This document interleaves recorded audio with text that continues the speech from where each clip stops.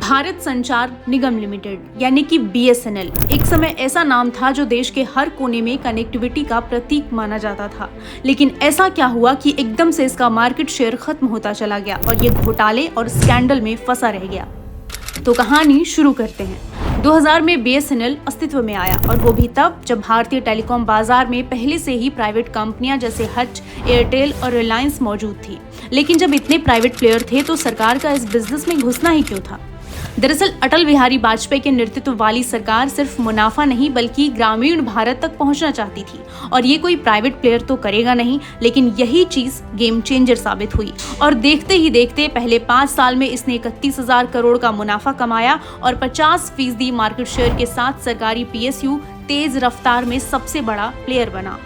लेकिन जब सब कुछ इतना अच्छा चल रहा था तो फिर BSNL की दुर्दशा कैसे हुई? 2004 में कांग्रेस की सरकार आने के बाद स्थिति बदलने लगी। मनमोहन सिंह के नेतृत्व वाली सरकार के दौरान BSNL को भारी घाटे और घोटालों का सामना करना पड़ा। 2004 से 2014 के बीच BSNL कई घोटालों का शिकार हुआ। 2008 में 2G स्कैम, जहां बिना पारदर्शिता के स्पेक्ट्रम को काफी सस्ते दामों में बेचा गया। इस घोटाले में ए राजा और अन्य नेताओं के नाम सामने आए। इन घटनाओं ने BSNL की छवि को गहरी चोट पहुंचाई। 2009 में सन नेटवर्क घोटाला, जिसमें तत्कालीन केंद्रीय मंत्री दयानिधि मारन पर आरोप लगा कि उन्होंने अपने घर में अवैध टेलीफोन एक्सचेंज लगवाया। ये लाइनें उनके भाई की कंपनी सन नेटवर्क को फायदा पहुंचाने के लिए इस्तेमाल की गई।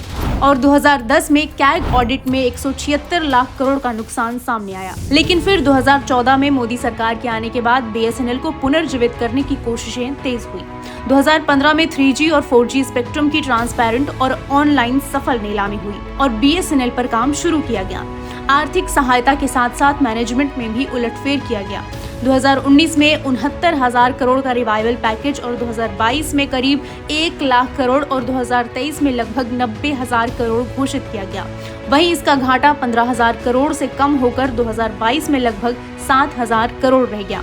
2024 में नई टेक्नोलॉजी जैसे 4G नेटवर्क का विस्तार, 50,000 नए टावर और अब 5G लॉन्च की तैयारी। BSNL फिर से भारतीय बाजार में अपनी जगह बना रहा है।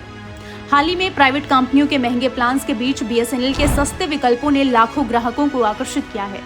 सितंबर 2024 में ही BSNL ने करीब 8.5 लाख नए यूजर्स जोड़े। वैसे तो भारत में PSU घाटे में रहते हैं, लेकिन दरअसल बात मैनेजमेंट और नेतृत्व की है।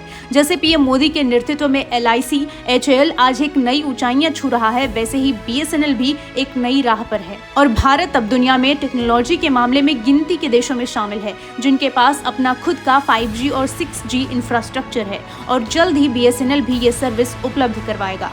आपको क्या लगता है, क्या BSNL अपनी जगह दोबारा बना पाएगा? हमें कमेंट्स में बताइए और सब्सक्राइब करें निष्कर्ष टीवी को।